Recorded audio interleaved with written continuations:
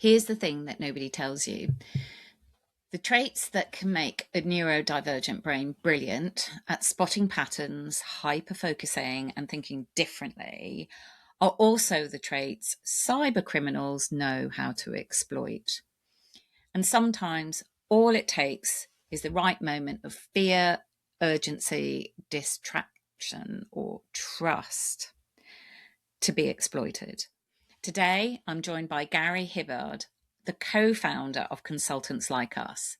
Gary has spent more than 30 years in information security and data protection, and he deeply understands that keeping people safe ultimately is human work.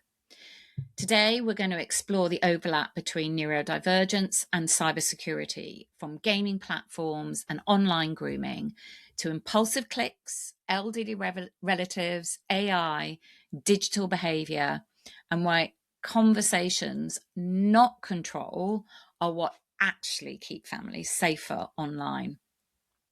And just before we dive in, I also wanted to let you know that in response to conversations like this that we've been having here on Even the Dog Has ADHD, this summer we're launching The Pack, which is a growing library of resources, insights, specifically around each episode. There'll be guides, ways to connect more deeply with the guests, and the work we do here on Even the Dog Has ADHD. Now, without further ado, apples don't fall far from trees, and there's never just one. Welcome, Gary. Thank you. Lovely to be here, and thanks for asking me along. As you said, I'm Gary Hibberd. I'm the co-founder of a small consultancy called Consultants Like Us. And we have been involved in information security, data protection, and privacy for 30 plus years. That's all I've ever done. It's something I'm passionate about. It's something I've really dedicated, my life to, really. And we help businesses understand what information security means, how data protection impacts them, and what they need to do. We simplify it, and we often use the phrase compliance without complexity. And it's about helping people understand this technical world in ways that impact them personally and professionally.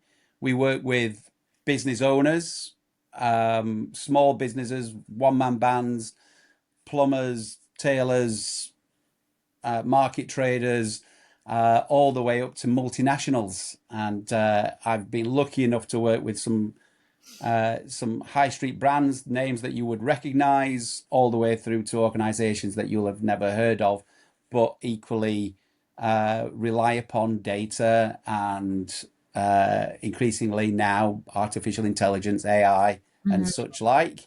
And we simplify and help people make sense of this technological world.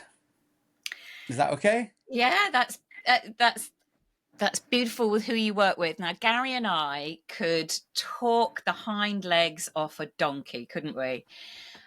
We So could. I remember, like, one time we were stood having coffee at an event we both were at, and we were talking about some of the neurodivergent traits that you've observed in both perpetrators and protectors. So do you want to share a little bit more about that? I'm remembering the conversation really vividly and was like, oh my goodness, that would be so interesting to explore that a bit more with you. Yeah, I think um as I said, I've been in this industry a long time. I've been in this industry 30 plus years, and we didn't really talk about neurodiversity 20 or 30 years ago, or certainly it wasn't a topic that was on my agenda. But when we were looking to hire people, what we were looking for, if I think about the roles that we were looking for, first of all, if we talk about them, and then we'll talk about the kind of traits that we were looking for. you'll probably recognize some of them. And I think that's where our conversation started. So in our industry, we have roles such as threat hunters. That's people who are looking for threats and vulnerabilities in an organization. We're looking for people who are going to be incident handlers, so incident analysis when you are attacked, you suffer a data breach, whatever it might be. It's people who can really focus in on the incident itself. Risk assessors, risk assessments, audits and controls. We may touch on it later. We'll talk about some of the technical controls, like there are standards. You may have come across quality standards like ISO 9001 at some point. Well, we have security standards like ISO 27001. And we are hiring people who can fit those roles. So threat assessments or threat hunters, incident handlers, that type of thing.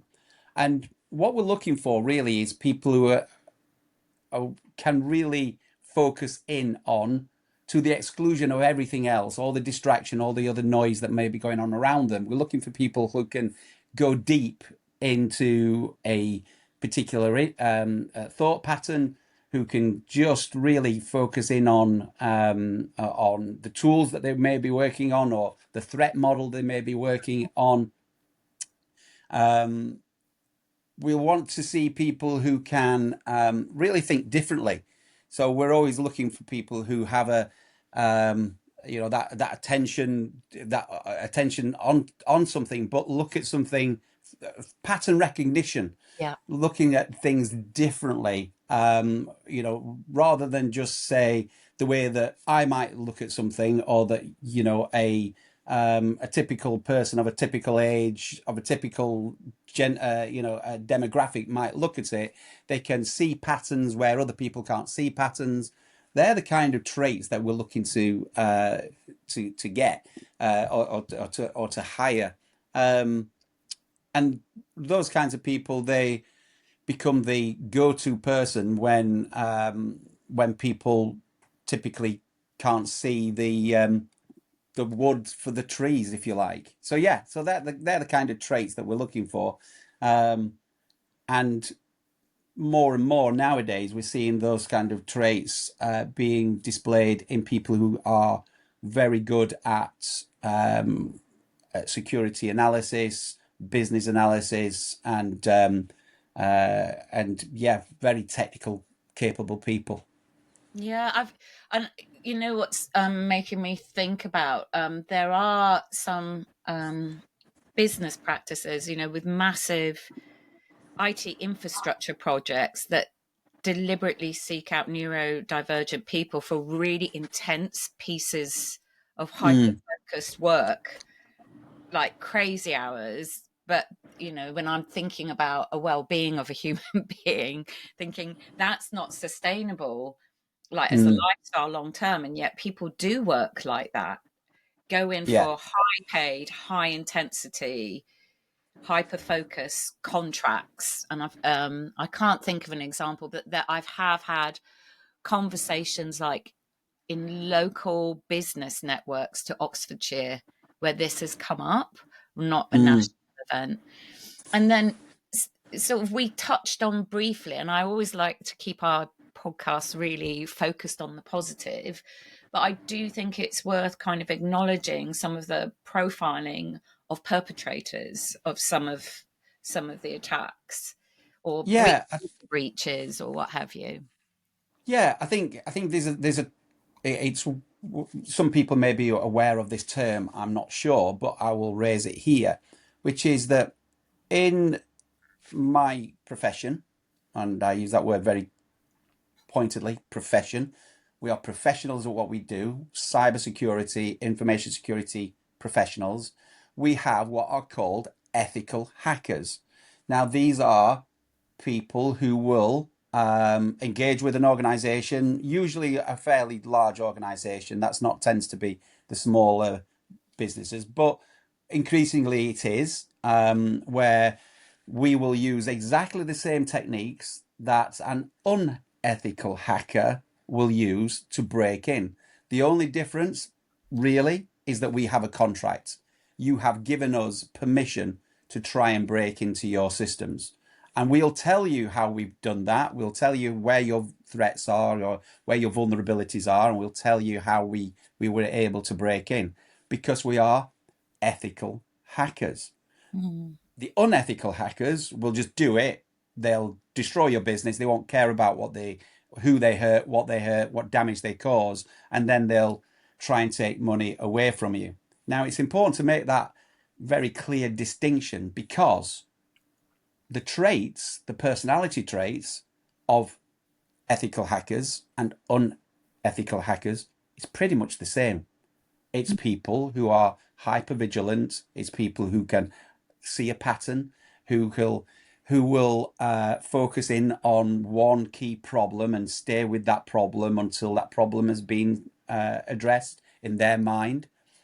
And the problem is, and the real bigger problem is that people are there to be exploited by cyber criminals. What a lot of people don't understand is that cybercrime now is organized crime. It is highly organized, and there are cybercrime gangs who will go out and recruit people who are very good with technology, very good at problem solving, very good at pattern recognition, very good at staying with a problem until it has been addressed in their minds, and they will be recruited into an organized crime gang and they will be exploited unethically, of course, but that is the reality in which our world exists. And it's a reality that unfortunately far too many people do shy away from and don't want to look at.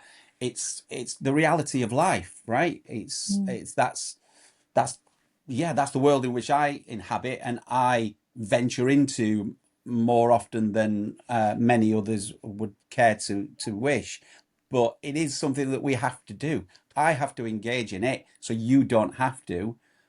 But I see the same traits and the same kind of people getting involved on both sides, ethical or unethical. That's really interesting. I've got a whole thing going We down. always do, Diana. We always do. But I'm just, what comes to mind is the word you used was vulnerability and the profile of Mm, the person and unethical recruiting them into basically digital criminal gangs mm.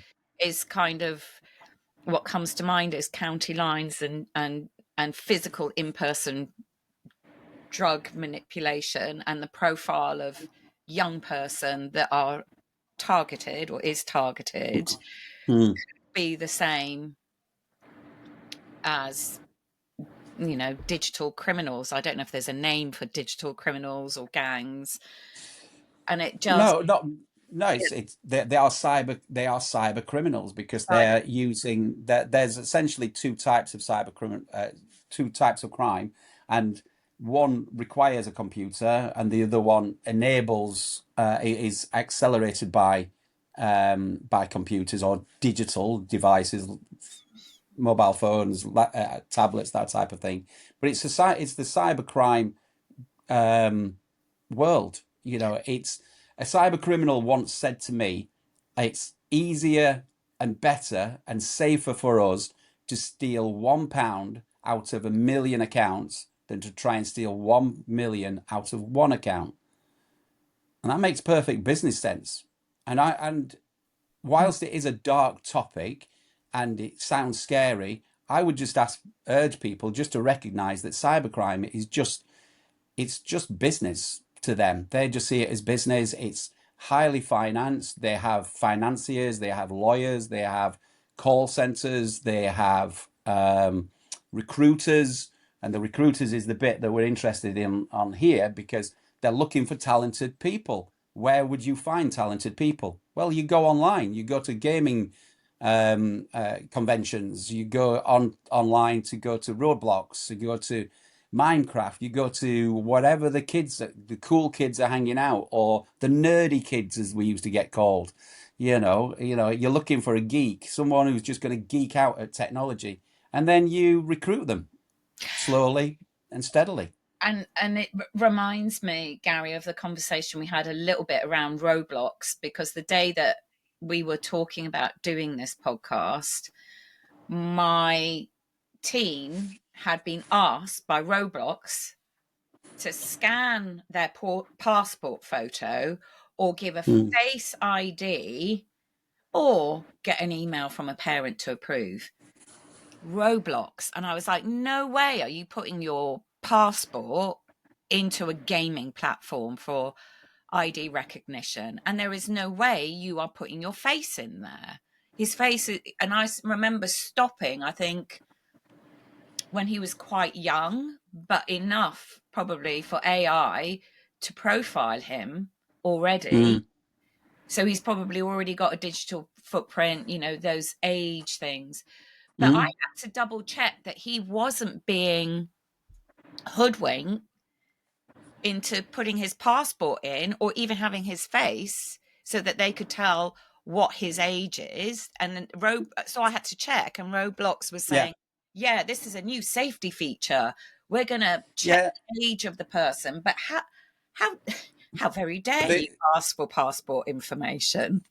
Absolutely, and the thing around that is that um, uh, as a consultant, you would hope I could say that I could come in and solve all your security problems. I'm going to make you 100% secure, but that's not true. There is no such thing as 100% secure. And that's a phrase that I often use to people is, look, there is no such thing as 100% secure.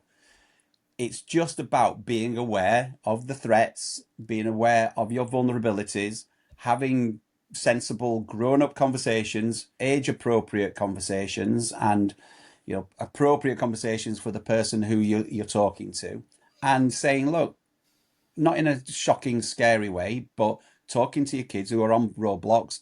If the system does come up and ask you about your age or you're not asking for passport, just come and tell me and we'll have a conversation. Because I'm hearing where parents haven't had that conversation and aren't aware of Roblox and this new security feature. And they've suddenly found out that the kids are accessing, who are 9, 10 years old, are accessing parts of this platform which are aimed at older participants. And when they've said, well, hang on a minute, how did you get onto that? Oh, yeah, well, what happened is it came up and asked me for passport or facial recognition. So I just allowed it to scan me and it said, oh, you look 15. So now you're 15 and you're 15 on our platform. It's At age because 9. at age 9. And it's like, okay, that just demonstrates that nothing is infallible. AI makes mistakes.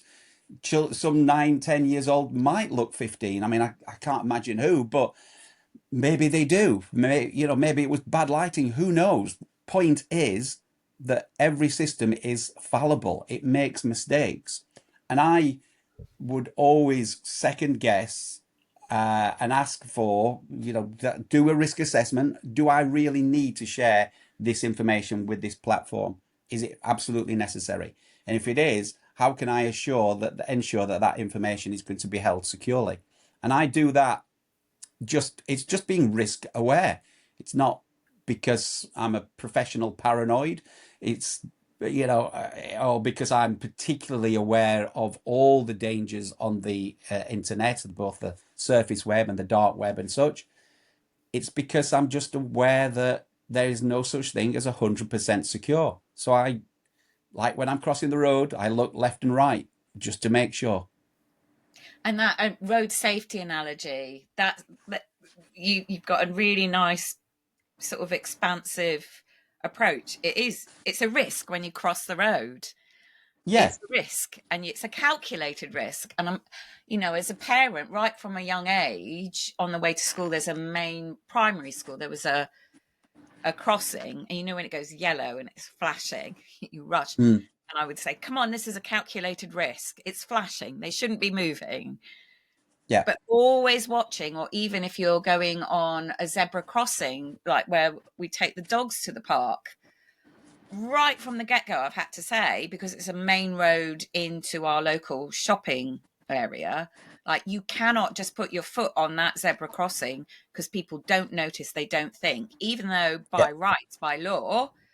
So that is a hard, you have to stop with the dogs, Yeah. look both ways, eyeball the drivers, make sure it's okay to cross. Yeah. But on a zebra crossing in a residential area, I wouldn't be doing that. Yeah. And yeah, no, yeah, it is. I mean, genuinely, security is all about risk, um, and the road analogy is, as you said, the analogy I always give is that if we try to improve road safety like we have with cybersecurity and information security, we would just have um, cars that are less likely to crash. And we have got cars that are less likely to crash. But as of the time of this podcast, cars pretty much still require a driver behind the wheel. We know that, I've been in an AI driven car, a driverless car. It's a weird experience, but it's right now we need to focus on the drivers. We need to focus on the roads that we're driving on, because the road conditions can change. And it's exactly the same when we're talking about being online. It's, you may think you're the best, most secure person, the best, most safest driver, but when you go into a new place, a new area, you've got to be vigilant, right? You've got to pay attention to the road, the rules of the road around you. It's the same as being online. You go onto a new game, you go into a new platform, you've got to understand the rules of engagement in that area. So in cybersecurity, we talk about people, process, technology. Well, it's exactly the same in the real world. It's Mm. people, the governance of the road, the highway code, and the technology is your vehicle. So yeah, the analogies are there, and we just need to pay attention on the roads as we do when we're online. Now, your point about like talking about educating our kids that are gaming, I think I would be hard pushed within my social circles to know parents that don't have kids that are gaming online. But I was taken left field by that passport thing. I just happened, I wasn't in a meeting. I was, I was 100% available. I Mm, did not have that preemptive conversation. It's a post conversation. And this, mm, my kid has been gaming for years, and we're all neurodivergent, and having to repeat the ask the question, the encourage the critical thinking. That's mm, not the focus. The immediacy of being able to game and to get access and give me that now, and then the kind of conflict and the escalation that can happen out of that. And I've just thinking about keeping the channels open constantly about our experiences online. Before Christmas, busy, busy, busy, I got a text that said, "You've got a parking fine. Pay it now. It's overdue." And we've in our city got temporary inverted commas new congestion charges, and I was like, "Oh my gosh, have I gone into it? Is it over? Quick, quick, quick!" And it did this blip. It said, "Pay link now," and I clicked in. I was in the middle of doing about three things at the time. Quickly put in it had a gov like payment link pop up, put all my card details in, mm, and then press thing, thinking, right, I've got to get on. I don't want another £100 fine or whatever it was. And it said card not working. I was like, what do you mean card not working? And then I could feel my anxiety level going, I haven't got any other payment. And then I was like, hang on, reread the mm, text, and it said, you're going to lose your license. It's 20 quid. And I was like, okay, quickly freeze my card. What have I just done? I have given all my bank details because I wasn't thinking, like in mm, the middle in the run up of Christmas, and I'm sort of aware that that can happen quite a lot when you're a lot of purchases in the run up to Christmas Yeah. time, but it came through on a text. It had a Gov payment link with all the things. I didn't even think to look at the URL. I didn't even Yeah. think to look at that because it was the focus was so disparate all over the place, even though Yeah. I've been aware of it in the past. Yeah. And so I had to And freeze the card, and it's come through again. They've tried me yeah. again. Yeah. I mean, the fact of the matter, and there's so much in there, Dana, Yeah, that it's a numbers game. Okay, like I said, it's easier to steal £1 from a million users, and it's a numbers game. And you think about how many times you'll have shared your telephone number or your email address online, and not just you've shared it, but think of all the places your number will be stored. yeah, Everything from online shops to banks to yeah, to everybody, hospitals to wherever it might be.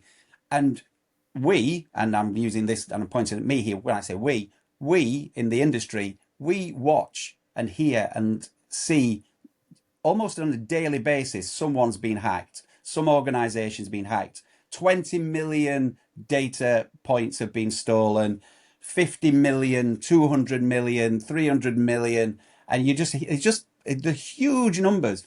But as I always say to people, you've got to remember that when we talk about data points, we're talking about real people. That's 20 million people's telephone number, 200 million people's email addresses. So as a cyber criminal, I just simply can sell that information on the dark web or wherever, usually on the dark web. I'll sell it for a couple of $1,000s and I'll sell it 10, 15, 20 times and I'll sit back and just sell it. Easy money. Then someone can take 20 million numbers, stick it into an automated system, the same kind of system that many businesses will use, and then it will just churn out text messages and it will spit out 20 million text messages. And they only need 0.01% of people to click the link, to fill in the details, to get a payout. And that's what they're doing. It's highly organized. And I often say to people, look, don't feel embarrassed about falling for these scams because just the sheer volume of them is increasing. And also the sheer professionalism of them is increasing. And we're all busy, and Christmas is a boon time for cyber criminals, as is Valentine's Day, as is Mother's Day, Father's Day, wow, around about when year end. So, they start getting messages about tax and all the rest of it. Cyber criminals are watching what's happening in the world. They know what's going on. Around about election times, you'll see an increase, but usually around the holidays because they know people are busy. Thanksgiving for our American friends, they know people are busy. They know people are shopping. So you'll get messages saying your Amazon delivery wasn't delivered or yeah, I've had this. yeah, or you'll get them all. The way to combat it is two things. Number one starts with awareness. And number two is to think about the emotion that is trying to be evoked from the message. Mm, Because there's a myriad of different approaches that they can take. But typically, it's the one that you mentioned there, which is fear. It will be you're going to get fined. If you don't click this link and fill in the details, your tax is going to go up by 10, 20%, and we're going to, this will happen in the next 10 days. So it's, oh my word, what have I got? Oh, I better click the link. I did just submit my tax. Or my car is going to be impounded. It's going to be taken away from me, whatever it might be. And it's all about getting you to act impulsively. mm, And therefore, it needs us to take a step back. But that therein lies a problem, which comes back to kind of the point of your podcast, which is that's only if you're able to do that. If you can think in those terms, if you can think in those, have that emotional sort of regulation that allows you to think, hang on a minute, this does sound like a scam. This does sound like it's trying to evoke fear or anger from me. I better just slow down, go and speak to someone and ask, does this sound right to you? Because that's all it takes. Just if you would have read that message and just thought, hang on a minute, that doesn't sound right, but I'm a bit nervous. So I'm just going to check with a couple of other people. The minute you check with other people, someone would have said to you, yeah, it sounds like a scam. I wouldn't click the link. I wouldn't provide your details. Yeah, my stepson was there and he's like, no. And I was like, he was in the room and I was doing it and I was like, oh, it doesn't work. And he goes, and I looked at it and he said, no, 100% scam, 100%. Mm, And then, so there's sort of pulls on time. There's being able to put a mental break on before you make mm, any kind of sharing of your information. I'm also, mm, when I'm doing stuff, if I'm particularly online shopping, T's and C's, like, I don't care. Give me the 10%, literally. Or you're on mm. a gaming app. Oh, that looks fun. I don't have to pay for it. T's and C's, like, go through. Yeah. Oh, the game's boring me now. I'll get rid of it. Those have been things that I haven't even thought about, but have come to mind in our conversation.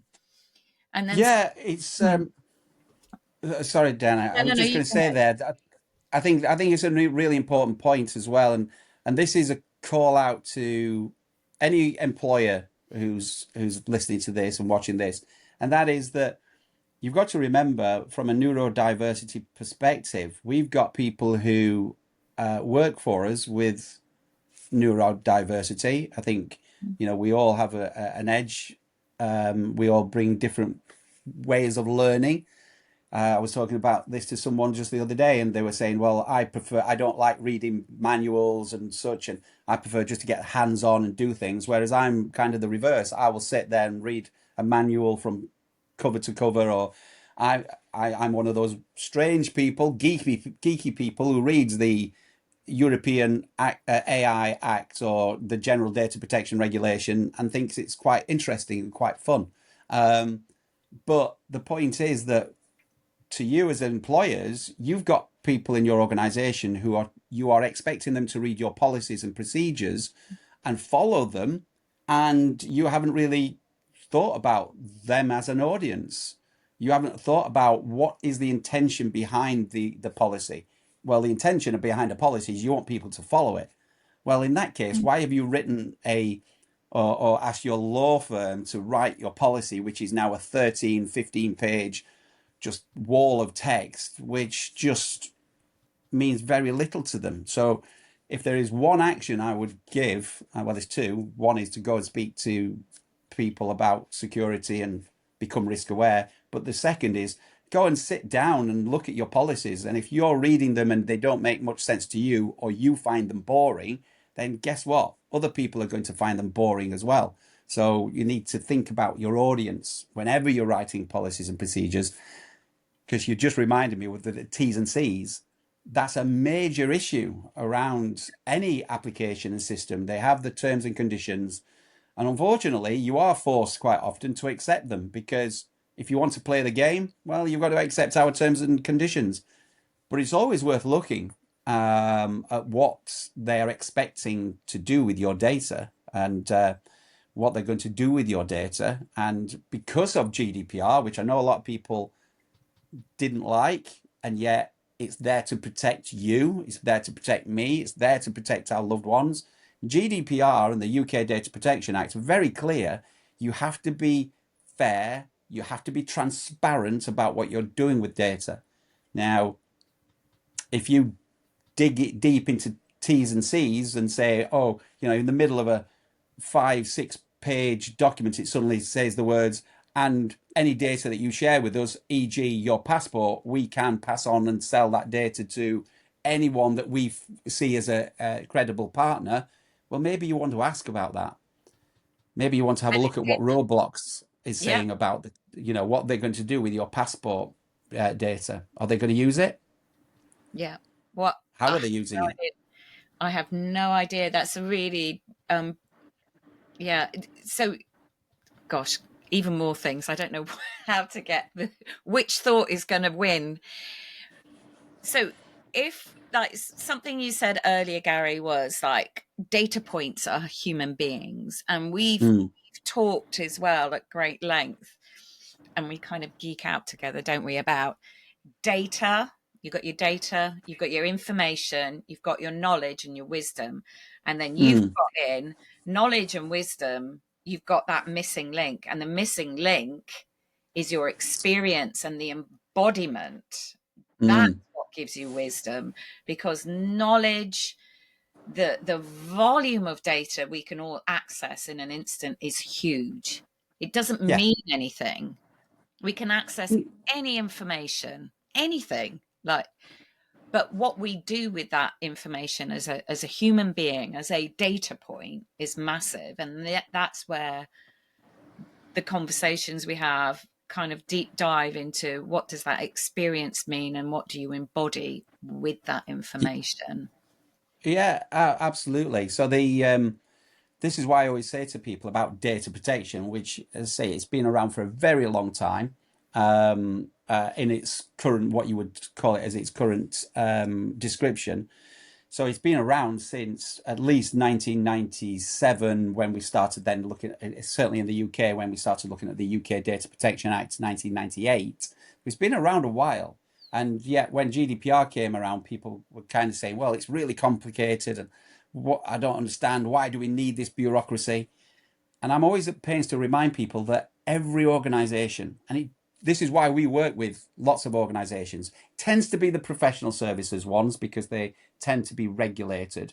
But we worked with everyone from armchair manufacturers through to jams and marmalade manufacturers, through to butchers, through to synagogues, through to multinationals. And people said, well, you've got to have a niche. You've got to niche down. It's like, well, we do work with professional services typically, but every organization has data. Every organization. You cannot exist without data. The marmalade factory had ingredients. Ingredients is data. It had lists of its customers, data.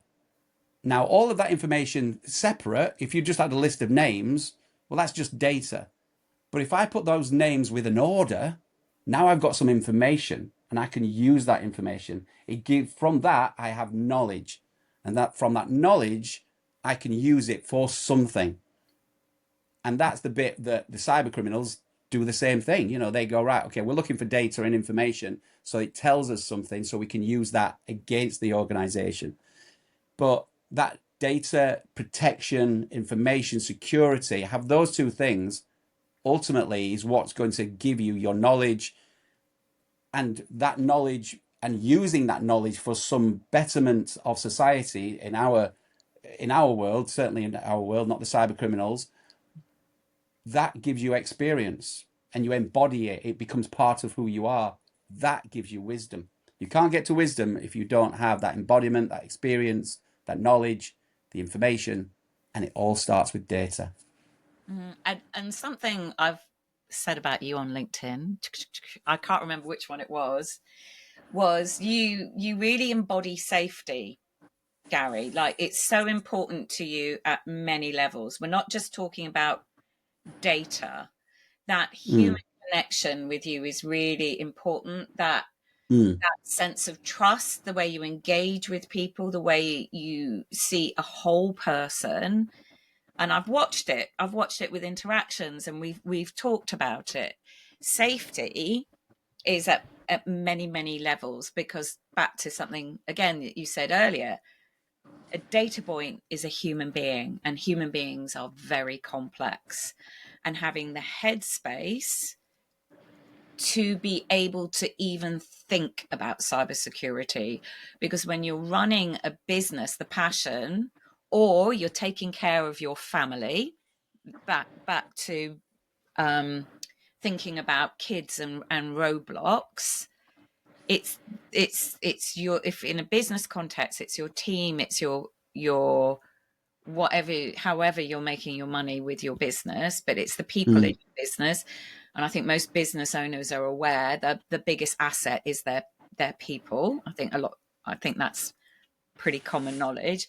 And then within a family context, as parents, creating a safe environment for your family. And it's not just about online, it's about the conversations around online, Mm. the atmosphere within your family. Like how do you keep dialogue open? Like I didn't prepare my kid, but hopefully we have, or I feel like we've always got that space to be having dialogue and conversations about what safety is. So Yeah, I- yeah, I completely agree. No, and thank you for that. I never really thought about it until you kind of highlighted it, and you've said it a few times. So thank you for that. I take that as a genuine compliment, and I don't know what it is that I do that shows that, but I'm really pleased that it does come across. But maybe it is the experience. I again going to the data, information, knowledge, and experience bit, which then makes me.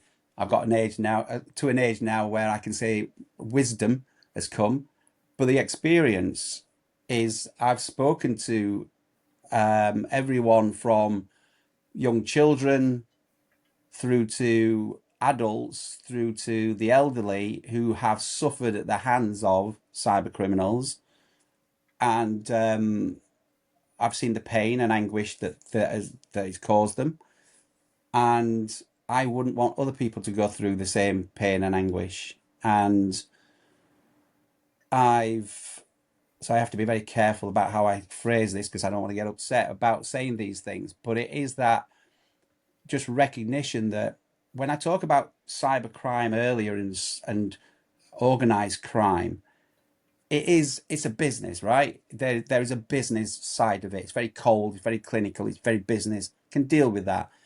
But when we talk about cyber criminals, well, what do you do with a cyber criminal or someone who is criminalized, who is a 13-year-old boy who's just taken a picture of himself and then shared it online, shared it with somebody else at school, a girl, and he is now both victim and perpetrator. He's going to be victimized. He's going to be held up under the cybercrime laws. Is he a criminal? Well, he's a criminal and a victim. So how do we deal with that? How do we have those conversations? They're the things that we have to navigate in this world. There's no hiding from it. Um, and for me personally, I want to try and help as many people as I can, do as much education as I can. Just to say, look, it starts with a conversation. Be aware that these things are happening, and they have happened for a long time. Yeah, so that's where I guess the experience comes from, which makes me wise enough now to say, look, cybercrime has evolved, and not every cyber criminal is what you imagine them to be. and you touched on a really huge point. I'm just imagining like secondary schools, and when you were talking about the example of a 13-year-old, and I know poor teachers, my gosh, they've got to, the schools have policies, when kids start sharing photos online, on social media, that's it. When kids Mm, are doing that, they interact with each other non-stop at the moment of the recording. I think it's Snapchat's the main thing. They're watching where each other is online, so they know where that it's almost that's how they're interacting in mm, secondary schools. They know where each other is based on Snapchat, and it's listening to the way they're talking about, like, that is their world. And it was really mm, interesting listening to a conversation between a group of teens about who's got their mum on Snapchat, not mm, using like the phone tracking thing of where your child is, but being on Snapchat for safety. And it was quite interesting, the heated discussion between mm, teen boys about whether it was okay for a parent to be there for safety reasons, or like, this is our world. particularly around adolescence as they're moving from childhood into young adulthood. That was really interesting conversation that I was privy to. Um, and then thinking about schools and all of that child protection stuff, cybersecurity, but also physical on campus, and people being around a school at Mm. going in time and coming out time, what that looks like secondary school to secondary school when there's a heightened alert, physical heightened alert for schools. What does that look like then on that Google Classroom? Like everything is done online. Everything. Like there's not heavy school bags. It's on Classroom. Mm. But again, I mean, there's so much to that. I think the thing we need to, and again, the world in which and I'm going to say I inhabit, we all inhabit, but the world I go running into, some of the darker parts of the web and such, and the areas that we go into, is it's changing so quick. It's, we talk about AI. 5 years ago, um, it was like, I often say to people, before COVID, no one had heard of Zoom, and then suddenly COVID hit, and everyone's heard of Zoom. And pre or during COVID, no one had heard of ChatGPT. And yet, straight after 2022, November, I think it was November the 21st, 2022, ChatGPT came to life, and now everyone uses it. Technology is moving on so fast. So the best thing that we can do, again, it sounds trite, and I'm a consultant, and I'm going to give you some free advice, again, is to be risk aware and to have conversations. And it is that having those conversations about what technology are your kids using, where are the cool kids hanging out. Snapchat now, it'll be a completely different app in 6 months' time. These things are moving at pace, and the best that we can do is to have conversations with with the inhabitants of this world. We are all inhabitants of it. It's like going to the local park. The park has already always been there. You might have hung out at that park when you were younger, but then suddenly someone's put in an area of that park where all the cool kids hang out. Adults still go into that park, but it's where all the cool kids hang out, and that's the latest thing. In 6 months' time, a year's time, that part of the park will be destroyed, and another part of the park will erect as being the go-to place. The best Yeah. thing you can do is give your arm your kids and your employees and your teams and your people, your loved ones, with the information that in these areas of the park there are, don't talk to strangers. You don't know who a stranger is online, obviously, but it's that same conversation. Be circumspect. Just, ask yourself, does this seem legit? Does this sound like an 11-year-old that I'm talking to? Does this sound like an adult that I'm talking to? Having that kind of adult conversation or open conversation is what will help you massively. And it's keeping it simple. So there's one bit of a family that we haven't touched on yet is the elderly. Mm, And people with kids also taking care of parents. Maybe there's dementia involved. And certainly when my parents were sort of in that phase of life, it was the door knockers, like physical door knockers. That's changed in quite a short mm, space of time. It's not that. I mean, if you even think about utility bills, mm. it's all online. Or the way councils act with a council tax or benefits or your bus passes or even a doctor's surgery, you can't just ring up and make an appointment. They make it really challenging. And that's not just about elderly. There are, thinking about different abilities. But if I think within the family context, we've explored a bit about children online. We've explored a little bit about managing a team. What about our elderly parents that we're often taking care of? Yeah, I think Yeah, it's not elderly, just elderly parents. Okay. It's us. It's your partners. Yeah, yeah. Me and my wife, we had a conversation a long time ago about as time progresses, as you said, your Mm. electricity bill, you stop getting the electricity bills, and it all goes online. So you get an app. It's a case of right, okay, well, who has the app? Who can control the heating? I've got apps now Mm. that control the lighting, and just for fun, when I'm in London, I turn the lights on and off just for the laugh, just to. I don't, but I could. But the point is, it's the same thing. It's having that conversation of right, okay, well, if I get hit by a bus tomorrow, would you know the electricity, who our electricity supplier is? Would you know what the access to the savings are? Would you have access to the water, the utility bills, all of those kinds of things? I had to ask my wife for some of that information. She has to ask me for mine. So we've got that information now combined, so that you know it's a reality of life. One of us is going to go at some point, and Mm.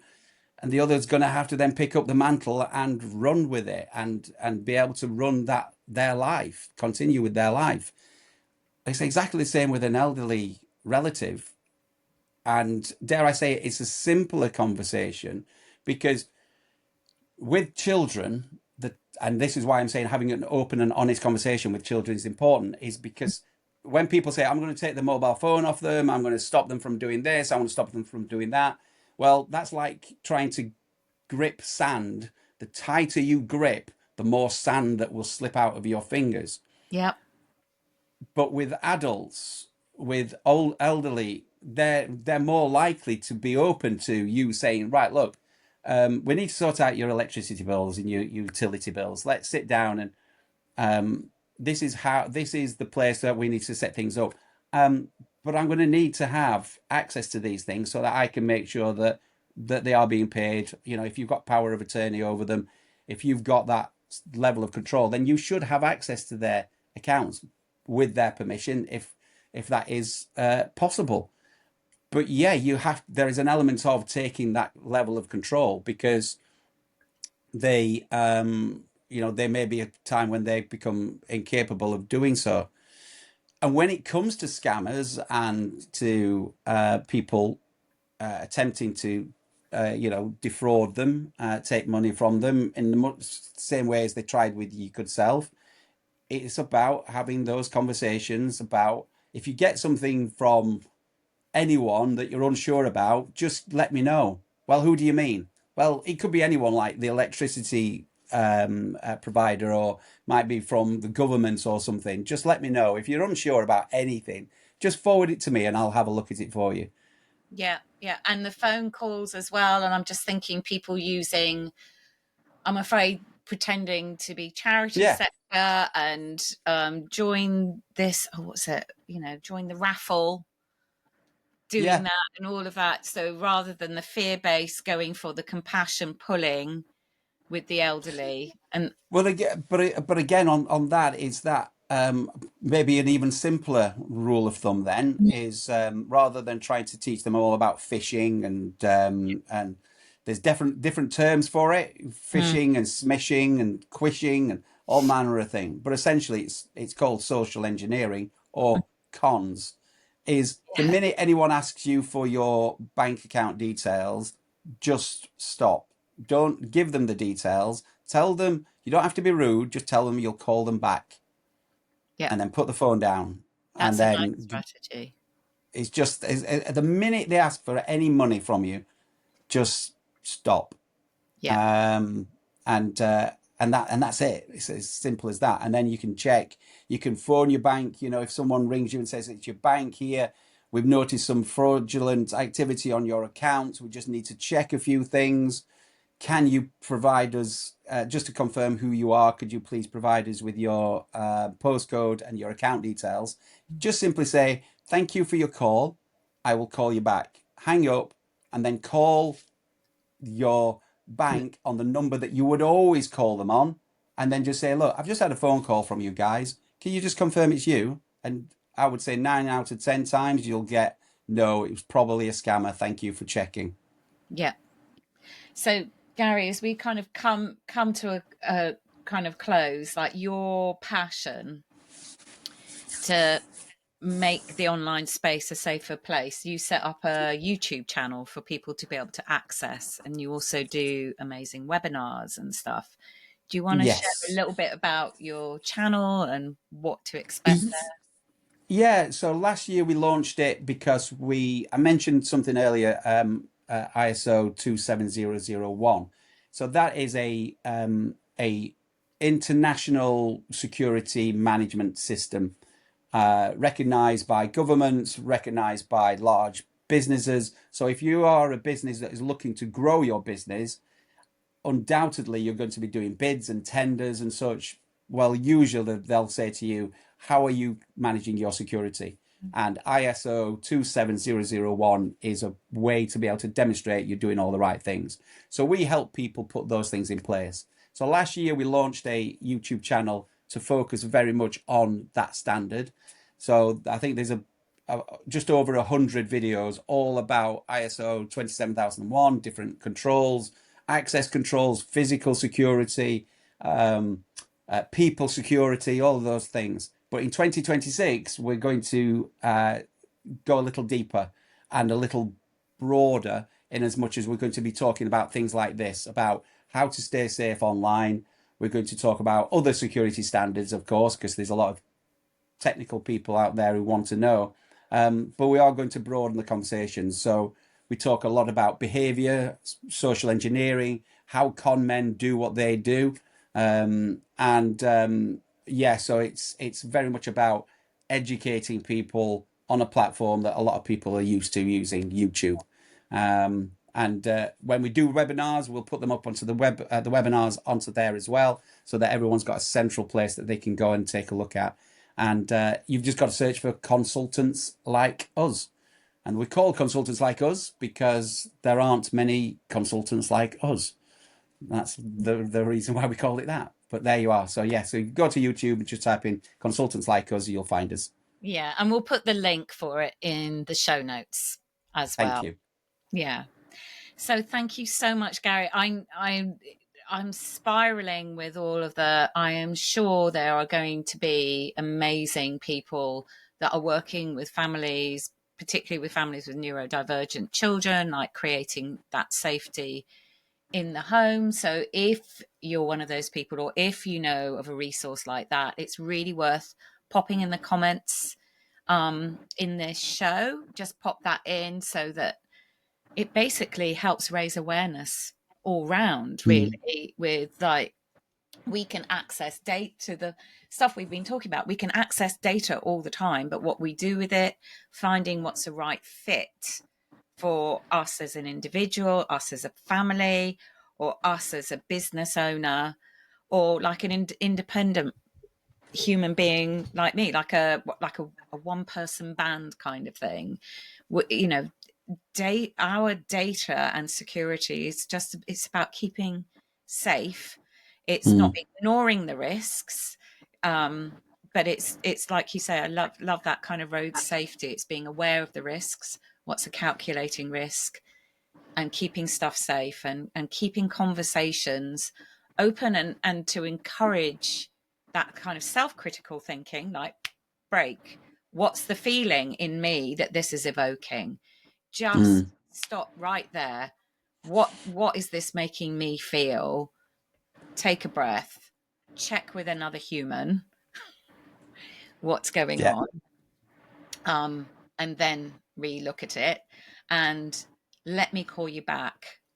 Don't even tell them I'm busy right now, can you call back? Let me call you back when I've got some time. Yeah. Not, don't let them drive your behavior. You get to be you with your autonomy and keeping yourself safe.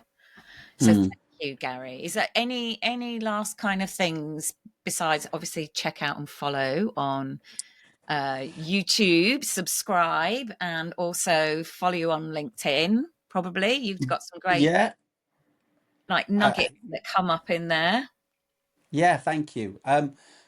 genuinely, as much as this may sound scary, it's the world in which we live. And the closing sort of thought really is keep it simple.